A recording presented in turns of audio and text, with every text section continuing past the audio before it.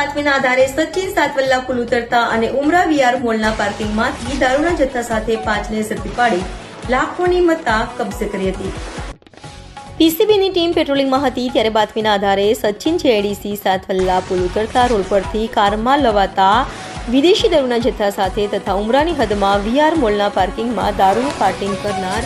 ભાવિક અરવિંદ પટેલ, મયંક ઉર્ફે મોન્ટુ હરકિશન પટેલ, જીગર કનુ પટેલ, ચેતન હસમુખ પટેલ અને મિહિર જયંતિ પટેલને ઝડપી પાડી તેઓ પાસેથી બ્રેઝા, ક્રેટા, એસ્ક્રોસ કાર મળી 3 કારમાં લવાયેલા દારૂનો જથ્થો કબજે કર્યો હતો। પોલીસે દારૂનો જથ્થો, 3 કાર, 6 મોબાઈલ ફોન મળી 27,26,000થી વધુની મત્તા કબજે